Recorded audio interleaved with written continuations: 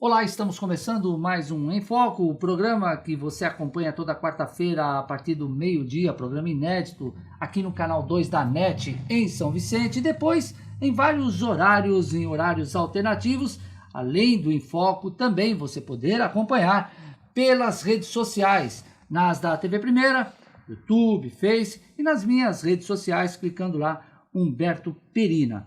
No programa de hoje, nós vamos falar sobre uma doença que infelizmente faz parte da realidade de muitas famílias. Nós vamos falar do câncer. No dia 21 desse mês de agosto, no dia 21 de agosto, é comemorado o Dia Nacional de Combate ao Câncer, né? O Dia Nacional das Campanhas de Combate ao Câncer. E nosso convidado é uma pessoa que infelizmente travou uma luta contra essa doença e vai falar das campanhas e dessa luta, né? Irapuã Ruas, se eu falar Irapuã Ruas, poucos conhecem, mas professor Irapuã, como ele é muito conhecido em São Vicente, é claro, muita gente já vai saber de quem nós estamos falando. Ele é diretor atualmente da Secretaria de Meio Ambiente daqui de São Vicente. Vou ter a liberdade de chamá-lo aí de professor Irapuã, né? Porque, como ele é conhecido mesmo, e é um prazer recebê-lo aqui, o professor. Perina, prazer é meu. Queria agradecer a você, a toda a equipe do Infoco. E estou à disposição aí para esclarecer tudo sobre o câncer, o que eu passei, né, o que estou ainda em revisão, né, mas estamos aí à disposição. Irapuã, de que forma que você vê essas campanhas nacionais aí de combate ao câncer? Elas acontecem todo ano, já há vários anos, né? De que forma que você vê essas campanhas aí? Você que conviveu tão de perto com essa doença? Bom, eu acredito que essas campanhas educacionais são muito importantes aí para as comunidades, para a sociedade, onde você faz um trabalho de prevenção, né, contra essa doença que praticamente vem matando milhões e milhões de pessoas no mundo, né?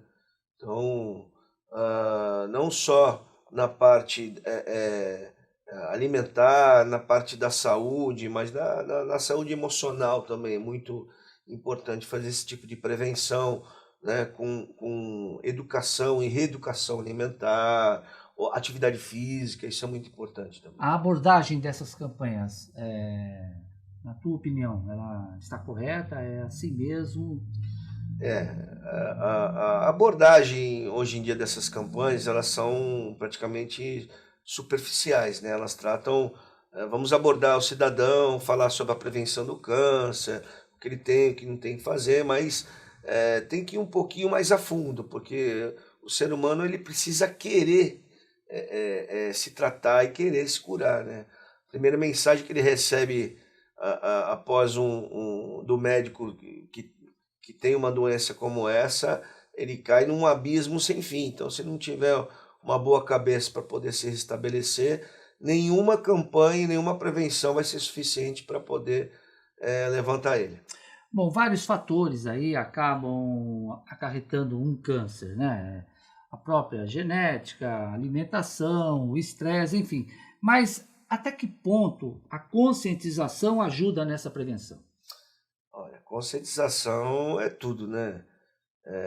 Como você falou, Perina, a gente tem a parte da prevenção, né? Mas conscientizar as pessoas que essa doença ela mata é importantíssimo. Você chegar em todos os níveis, independente de classes sociais, a conscientização ela é muito importante aí para a gente não deixar o câncer evoluir, né? E essa conscientização você usa muito nas suas campanhas? Porque a gente sabe que você também realiza várias Sim. campanhas aí, nos últimos anos você tem realizado várias campanhas de prevenção, de combate ao câncer e em cima dessa conscientização também. Como é que são as suas campanhas? Ah, com certeza, né? Primeiro, além de ter passado tudo isso, da gente passar a nossa experiência, né, como portador de câncer e estar em remissão, é muito importante que a gente possa disciplinar as pessoas através de palestras, né? Eu venho palestrando em centros oncológicos, né? Em casas de saúde, né? Em escolas também. Venho fazendo algumas doações aí às entidades de câncer. Então, esse tipo de conscientização para mim é muito importante, principalmente porque eu passei por isso.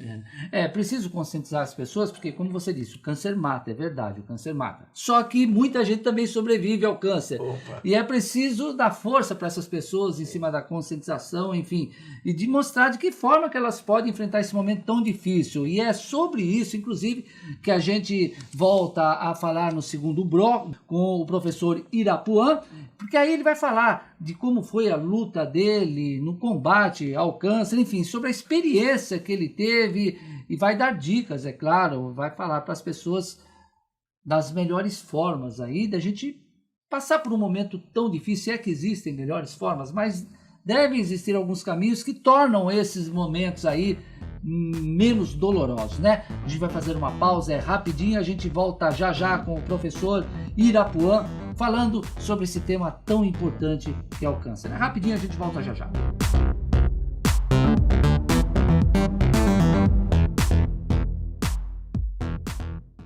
O programa Vidiverso é mais uma opção que você vai ter aqui na TV Primeira de ver entrevistas, debates, entretenimento e eu, Marcelo Rocha, vou estar esperando por você.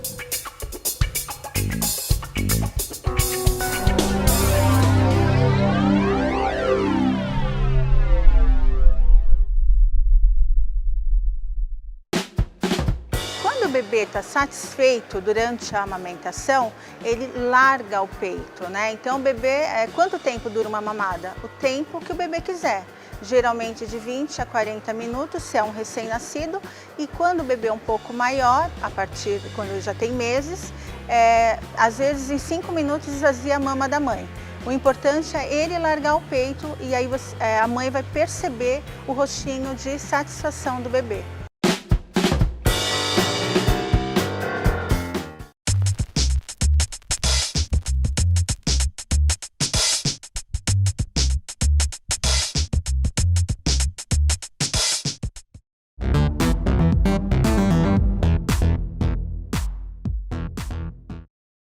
Muito bem, nós voltamos com o segundo bloco do Enfoco, que hoje recebe o professor Irapuan, falando de um tema muito importante, o câncer. Agora, no primeiro bloco, nós falamos das campanhas de conscientização, de combate à doença, mas nesse bloco aqui vamos falar da experiência própria, que ele também travou contra essa doença. Você travou uma doença contra o câncer. Primeiramente, o Irapuan, como é que foi a descoberta, hein? Bom, 3 anos atrás, caminhando nas ruas, parei para conversar com um amigo, né, para descansar um pouquinho, e eu senti uma fisgada no meu braço esquerdo, e quando eu fui olhar, estava um pouquinho meio inchado, né, e aí eu mostrei pro rapaz, ainda nós pensamos que era uma abelha, picou uma abelha, né, e tal, passei gelo, cheguei à noite em casa, passei vários remédios, tomei analgésico e nada, o negócio inchando. E encontrei alguns médicos amigos na rua. Não, isso aí não é nada, isso aí foi uma ruptura muscular. Fiz uma ultrassonografia, realmente estava com uma ruptura de 7 centímetros no meu tríceps. E aí, através de uma ressonância, fui enviado para o HC.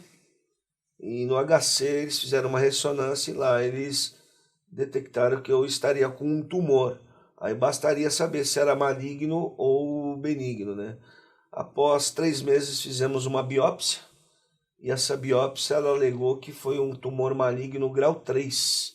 Grau 4 praticamente você já está enraizado, já está em metástase, né, que fala, né? E já estava em grau 3, só que ele incubou no meu braço, né? E já estava como o tamanho de uma manga. Eu não conseguia andar, andava com o braço praticamente aberto já nas ruas e tal. E aí, de lá para cá, operamos.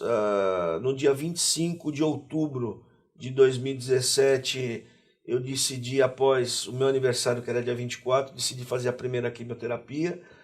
E aí aquela história da Fênix, né? Vamos ressurgir das cinzas, né? Então, eu utilizei esse dia para poder fazer todo o tratamento de quimioterapia, radioterapia, e graças a Deus, através de outros métodos paliativos também, eu tô aqui vivo.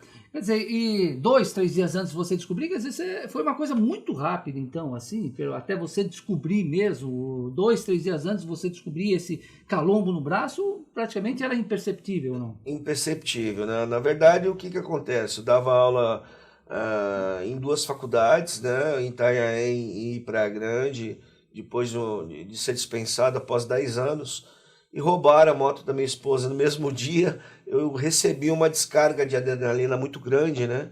E isso acarretou numa sensação térmica, a qual 3 dias após eu descobri essa bola no meu braço, que futuramente a gente já sabia que seria um tumor maligno grau 3. Quer Né? dizer, uma coisa que você me disse antes da gente gravar, e que você tocou nesse assunto agora, dessa descarga da adrenalina, é muito importante a gente atentar para isso, né? Porque o câncer também, ele pode acelerar o processo todo em cima de uma situação de estresse, de adrenalina. É muito importante as pessoas pensarem nisso, né? De que é preciso a gente levar uma vida também não tão carregada em termos de cabeça, né? É verdade, Perino. Olha, eu sempre digo para as pessoas que a gente vai palestrar, os portadores de câncer, nós nascemos para ser felizes, né? E, na verdade, essa missão que a gente tem de ser feliz, ela acarreta muito no processo de cura, né? Então, às vezes a pessoa nem sabe que tem o câncer, mas quando ela recebe essa notícia, ela se abate e morre. Então, é uma coisa surpreendente você ter uma facilidade de controlar a sua mente para poder ter esses fatores positivos, né? Como professor de marketing há 10 anos, eu sempre fui positivo, como professor de dança, essas coisas. Isso gerou bastante positividade na minha vida. Então, com certeza, isso acarretou o processo de cura, né? Da mesma forma que esse estresse acaba prejudicando, você levar uma vida, como se diz, uma vida onde você acaba ajudando as pessoas, onde você acaba perdoando as pessoas, onde você leva uma vida menos carregada em termos de cabeça, isso também ajuda bastante nesse processo todo, né? Ajuda bastante. E assim, quando você está nesse tipo de doença, você vive esse tipo de doença, o seu pai e sua mãe sempre já te falaram durante a sua vida assim, olha, quando você faz uma festa, vão ter vários amigos. Mas quando você fica doente, os verdadeiros amigos estão nos dedos da palma da mão. É verdade. E para mim, eu recebi muita ajuda, sim, né? Mas os verdadeiros amigos, eles estavam na palma da mão. Aí deu para você depurar bem, né? Um processo de depuração. Como você disse também, você levava uma vida muito ativa. Eu me lembro que você participava de grupos de dança. E a doença mudou essa tua rotina? Você teve que mudar essa rotina por causa do tratamento ou deu para manter pelo menos parte? Na verdade, ela mudou bastante, porque eu ainda tenho sequelas do tratamento quimioterápico, né? A quimioterapia ela desgastou um pouquinho as minhas articulações. Hoje eu não consigo praticamente correr, eu posso andar um pouquinho mais rápido, mas correr é meio difícil, né? Nadar eu já não consigo por causa do braço esquerdo, então é que nem uma pá, né? Parece que eu não tenho a pá no remo, né? Então vai o remo sem a pá, né? Então parece que eu não tenho essa força, né? Então eu ainda estou me descobrindo, né? Para tentar um esporte, alguma coisa que eu possa tentar fazer, mas assim, eu venho fazendo minhas caminhadas, venho fazendo a atividade física, continuo dando uma malhada ainda, mas tá bem difícil emagrecer por conta ainda do processo quimioterápico, né? Em poucas palavras, o que mais te ajudou nesse processo todo aí, hein? Bom, nos momentos mais difíceis? Os momentos mais difíceis foi quando eu abri a geladeira da minha casa, tinha um ovo e uma água, e minhas filhas pedindo um chocolate. E aí eu olhei para a janela do lado de fora, da cozinha, e fechei os olhos e pedi para Deus, né? Falei, olha Deus, eu entrego minha vida nas tuas mãos e eu só tenho gratidão por estar passando por esse aprendizado.